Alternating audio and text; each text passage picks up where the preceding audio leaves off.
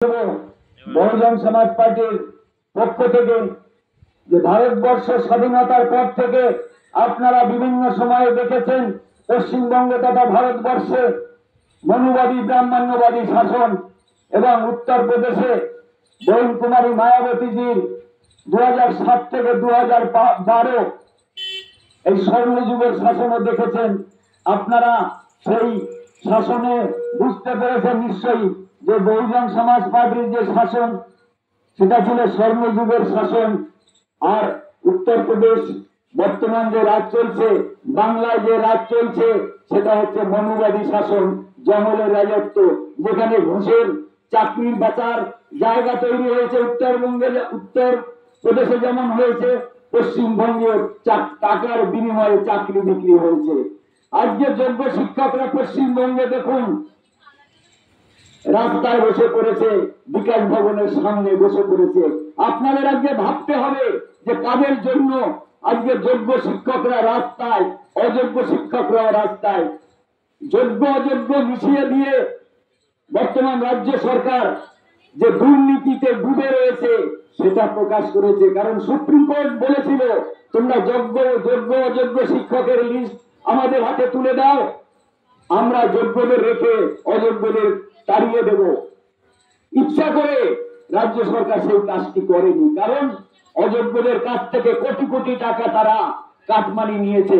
800 কোটি টাকা অযোগ্য শিক্ষকদের কাছ থেকে তুলেছে তারা। তাই এখনো তারা অযোগ্য শিক্ষকদের পক্ষে। বহুজন সমাজ পার্টি একমাত্র রাজনৈতিক দল যারা ভারতবর্ষের পবিত্র সংবিধানকে মানে, যারা আইনের শাসন চায়, যে আইনের শাসন বাদ দিয়ে ভারতবর্ষে কিছু হতে পারে না। তাই ভারতবর্ষের পবিত্র সংবিধান রক্ষার লড়াইয়ে বহুজন সমাজ পার্টিকে সমর্থন করবেন আপনারা। উত্তরপ্রদেশের কথা বলছিলাম, উত্তরপ্রদেশে যোগীরাজ যেভাবে দলিত মানুষের উপরে নির্যাতন নামিয়ে এনেছে, ভাবলে লজ্জা লাগবে তাকে। সেখানে প্রায় 45,000 শিক্ষকের চাকরি বাতিল করে দিয়েছে। ত্রিপুরাতে বিজেপি সরকার প্রায় 39,000 শিক্ষকের চাকরি বাতিল করে দিয়েছে, তারা চাকরির সুযোগ পায়নি। পশ্চিমবঙ্গে সুপ্রিম কোর্ট করে 26,000-এর মধ্যে প্রায় 18,000 18,500 যোগ্য শিক্ষক আছে, তারা লড়াই করছে।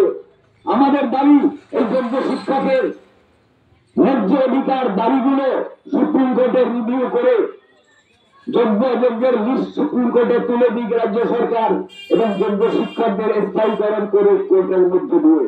কোর্টকে বাদ দিয়ে আর কিছু সম্ভব নয়, হবে না।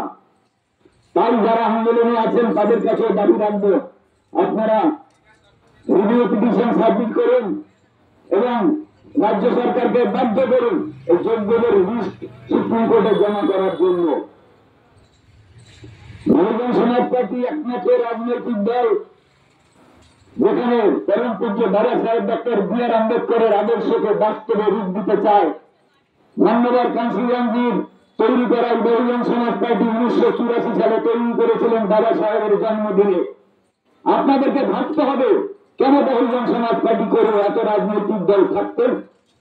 আপনারা এই কারণে বহুজন সমাজ পার্টি করবেন, কারণ বহুজন সমাজ পার্টি একমাত্র রাজনৈতিক দল যারা ভারতবর্ষের রূপকার বাবা সাহেবের স্বপ্নকে, জাতপাতহীন সাম্যবাদ, এই স্বপ্নকে বাস্তবে রূপ দিতে বদ্ধপরিকর। বরুণ কুমারী মায়াবতীজি ডাক দিয়েছেন সারা ভারতবর্ষে এবং পশ্চিমবঙ্গে বহুজন রাজ কায়েম করার জন্য। তাই পশ্চিমবঙ্গের কোনায় কোনায় বহুজন সমাজের মানুষেরা বেরিয়ে পড়েছে মানুষকে সচেতন করার জন্য, বহুজন রাজ কায়েম করার জন্য।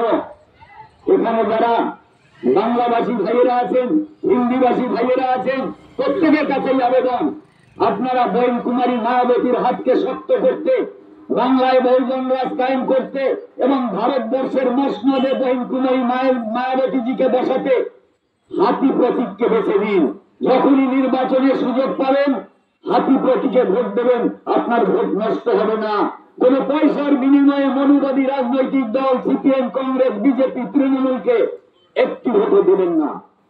আপনাদের কাছে আবেদন, বহুজন সমাজ পার্টির পক্ষ থেকে বাংলায় বহুজন রাজ কায়েম সম্ভব, ভারতবর্ষে তো সম্ভবই।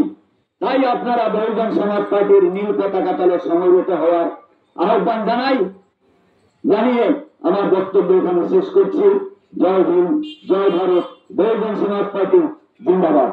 আপনাদের সামনে সংক্ষিপ্ত বক্তব্য রাখবে হুগলি জেলার সভাপতি মাননীয় সুবীর রায়।